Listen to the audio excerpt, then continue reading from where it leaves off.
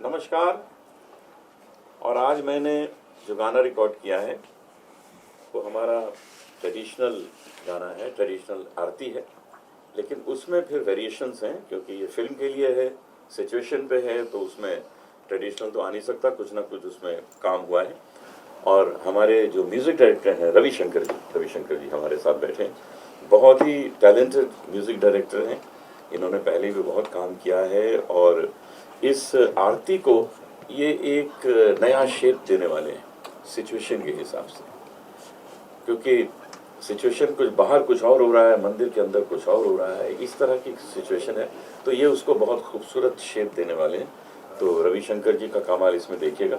हमारे डायरेक्टर जनाब करण राजदान साहब, इनके काम को तो लोग कितने सालों से देख रहे हैं, इनका डायरेक्शन, इनकी स्क्रिप्ट राइटिंग, इनकी डायलॉग राइटिंग, सब कुछ तो करते हैं।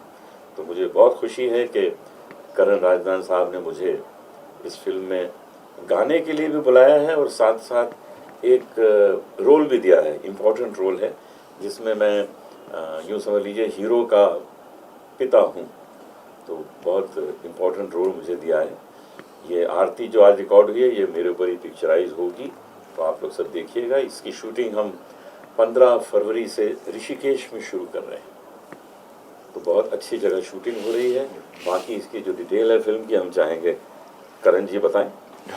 करण ji, we know everyone knows what Anup Jalota ji, दिग्गज हैं, उनको एक्टिंग सत्य साई बाबा कई फिल्में कर रहे हैं, लोग बड़ा स्नेह प्यार भी दे रहे हैं, ये पहलू भी देख रहे हैं।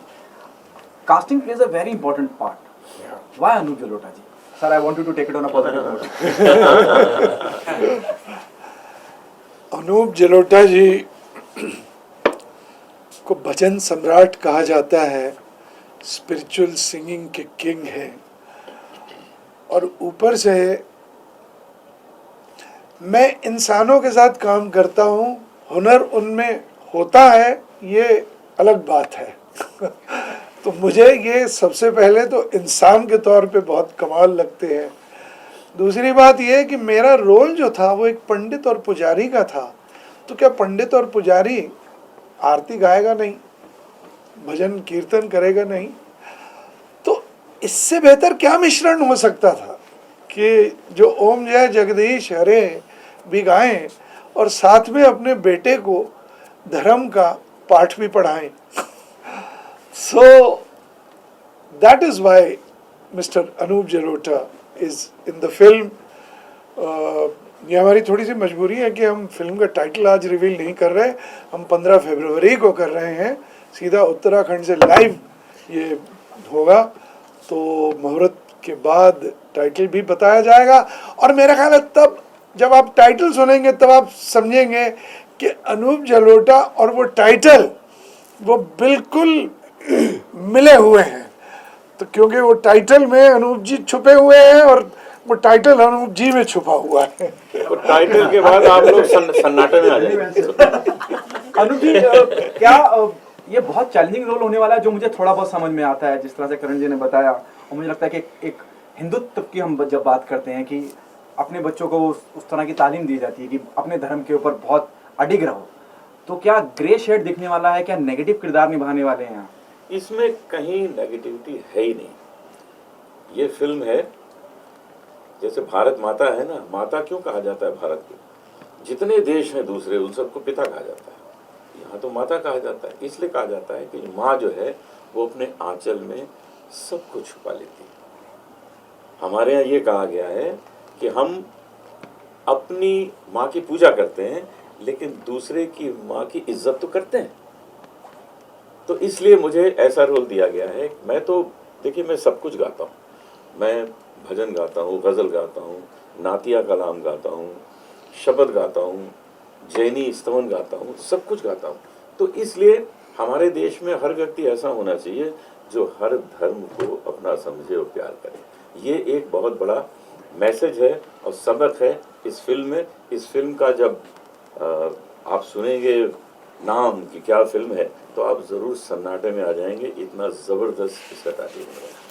हो सकता है मैं अपने आप को रिपीट कर रहा हूँ, लेकिन अनूप जी, क्या आपके लिए कितना चैलेंजिंग रहेगा ये किरदार क्योंकि बहुत मुझे हमने अब तक जितने भी किरदारों में आपको देखा है वो बिल्कुल अलग थे, और मुझे ये लग रहा है कि ये बहुत ज़मीन पे बहुत रियल स्पेस में किरदार होने वाला है। ये किरदार जो है बिल्कुल डिफरेंट है, और ये कोई सिंगर का नहीं है, ये किसी सेंट का नहीं है, ये एक कैरेक्टर है जो अपने बेटे को शिक्षाएं देता है, संभालता है। जैसे अभी सत साईं बाबा आ रही है, तो सत साईं बाबा ने जो जो किया वो मैंने कॉपी कर दिया, मैंने अपना तो कुछ किया नहीं। लेकिन यहाँ पर एक नया कैरेक्टर मुझे पेश करना है, जिस तरह मैंने पाताल लोक में एक नया कैरेक्टर पेश किया था, लोगों ने उसको बहुत पसंद किया। तो वही चीज़ जो है करण जी मुझसे निकालेंगे, मैं एक्टर हूँ नहीं लेकिन निकलवा लेंगे। आशीष, दिया के राम के बाद yes sir, continue. Ashish, you want to say something? How you came on board? Like everybody else. Fantastic. I also came on board because Karanji wanted me on board, and I think that's about it. I think because उन्होंने कहीं ना कहीं कुछ देखा होगा, और I think the first meeting we had, casual सी बड़ी एक मीटिंग थी जिसमें ख़त्म होने के बाद उन्होंने एक अच्छी सी बात बोली, और I think वही क्लिक कर गई उनको। उन्होंने कहा कि मुझे जो मेरा किरदार है उसमें, मैं नाम नहीं लूँगा बिना किरदार का ना किसी चीज़ का, कि जो मेरा किरदार है उसमें मुझे उसकी आंखों में एक सच्चाई देखनी है और जो तुम्हारी आंखों में छलकती है, और आई थिंक वही हमारा कनेक्ट बना, और I think that is the only reason why I came on board. अच्छा, एक इंडिविजुअल आर्टिस्ट की भी अपनी एक समझ, एक अपनी परख रहती है। जब आप किसी किरदार को सुनते हैं या कोई मेकर आपको अप्रोच करता है, what are the best part you like about the project? You said yes, apart from your beautiful eyes. No, मेरी आंखें तो खैर प्रोजेक्ट के लिए हाँ नहीं है, वो तो उनके लिए हाँ है, वो मेरे लिए हाँ नहीं हो सकती, बजाय ऐसे मुझे इनकी आंखें पसंद आती। पर अपार्ट फ्रॉम दैट, जैसा आपने कहा कि जो टोटलिटी में फिल्म है वो स्क्रिप्ट से बढ़कर कहीं है। कुछ कहानियाँ होती हैं जो खाली स्क्रिप्ट नहीं होती हैं, कुछ कहानियाँ होती हैं जो एक आइडियोलॉजी होती हैं, कुछ कहानियाँ होती हैं जो समय की ज़रूरत होती हैं, कुछ कहानियाँ होती हैं जिनके अंदर हमारा समाज और उसकी सोच और समझ निहित होती है।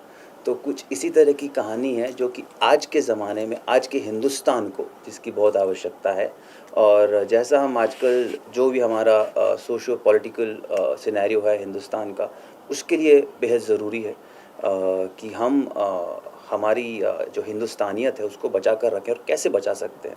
आई थिंक उसके बारे में फिल्म है, और इससे ज़्यादा अभी कुछ कहूँगा तो फिर बहुत मार पड़ने वाली है। आशीष, जैसे आपने कहा कि आज का जो हिंदुस्तान है, आज का जो माहौल है जी, चाहे वो पॉलिटिकल हो या सोशल हो, जी, उस बारे में फिल्म कहती है। Is the film talking about the harmony के बारे में बात करती है, आपसी भाईचारे के बारे में बात करती है, या वो सारे बिंदुओं को दिखाती है जिसकी वजह से सब हालात जो फिलहाल हिंदुस्तान के हैं? इन सभी चीज़ों का समावेश है। सर्वधर्म समभाव, वासुदेव कुटुंबकम, इन सभी का जो है एक समावेश है उसके अंदर। और आई थिंक ना सिर्फ सोशो पॉलिटिकल, बल्कि जो हमारा एक रिलीजियस स्ट्रक्चर है हमारे हिंदुस्तान का, और वो बहुत ही बेहतरीन है, क्योंकि इस तरह का देश, इस तरह की भूमि दुनिया भर में कहीं नहीं है जहाँ पर इतने सारे जो रिलीजन, जो कि ज़्यादातर कंट्रीज़ एक रिलीजन के ऊपर हैं, अभी थोड़े थोड़े आने लगे हैं, बट हिंदुस्तान में हमेशा से इतने सारे धर्म, इतने सारी उनकी अलग अलग धाराएं बही हैं, और उन सभी को समेट कर हम चलते रहे हैं हमेशा से। तो आई थिंक उस एसेंस की कहानी है, और उसे कैसे बरकरार रखा जाए उसकी कहानी। आपके किरदार का नाम जानना चाहूँगा। बता नहीं पाऊँगा, सॉरी। मैं सिर्फ एक लाइन में कहना चाहूँगा कि ये फिल्म इस बात का जलसा है कि हम इस देश में पैदा हुए। रवि जी, आप क्या कहेंगे आज जो गाना रिकॉर्ड हुआ? फाइनली टुडे 4th गाना अपने रिकॉर्ड किया था अनूप जलोटा जी से। ये ख़त्म हुआ। ये this is like a traditional song, बहुत अच्छा गाना है। अनूप जी थोड़ा लाउड बोलिए, बहुत कम आ रही है। अनूप जी स्टार्टिंग ने बोला था ये गाना बहुत अच्छा गाना है, ये फिल्म के लिए थोड़ा डिफरेंट सिचुएशंस में किया था, बट मुझे बहुत अच्छा मौका है बिकॉज इतना अच्छा गाना फिर रिमिक्स करके this is very extraordinary chance to me. Karan ji ने दिया था इतना अच्छा मौका। एंड अभी मैं देख रहा हूँ अपना हीरोज को अब बहुत अच्छा लगा। हीरोइन जल्द आने वाली है। और अच्छा मौका भी मिलेगा भी मुझे देखने के लिए। एंड अपना टीम बहुत फैंटास्टिक पिक्चर में मिला। एंड पहले गाना भी अच्छा, first and second and third and fourth गाना अनूप जी गाया। इसको कुछ भी बात ही नहीं है बोलने के लिए, because he is like a god father. And उसका आवाज़ में अभी सुना ना, और बाप रे, दैट्स लाइक ए भगवान अपना आगे आके गाया था, just like that his son. And ये पिक्चर के लिए, म्यूज़िक के लिए बहुत काम किया था। एंड करण जी ऐसा एंकरेज किए पिक्चर में बहुत काम करने के लिए भी, क्या चाहिए था वो दिया था। That is totally Karan ji को I have to thanks once again। Thank you Karan ji. Most welcome. And like this अच्छा है हुआ है पिक्चर का मेरा लेना। क्योंकि म्यूजिक की बात चल रही है तो मैं बता दूं कि we have some living legends in it. Anoop ji of course comes first. Daler paaji, दिलेर मेहंदी साहब ने इस फिल्म में गाना गाया है। मास्टर सलीम बहुत करीब है मेरे दिल के, उन्होंने गाना गाया है। मधुश्री जी जिन्होंने बाहुबली 2 में कान्हा सोजा जरा, कान्हा सोजा जरा, बड़ा खूबसूरत गाना। दिव्य कुमार है। तो but I definitely think that you know Anup ji और दिलेर पाजी एक ही फिल्म में गाएं, ये बहुत बड़ी मतलब खुशकिस्मती है हमारी। Thank you.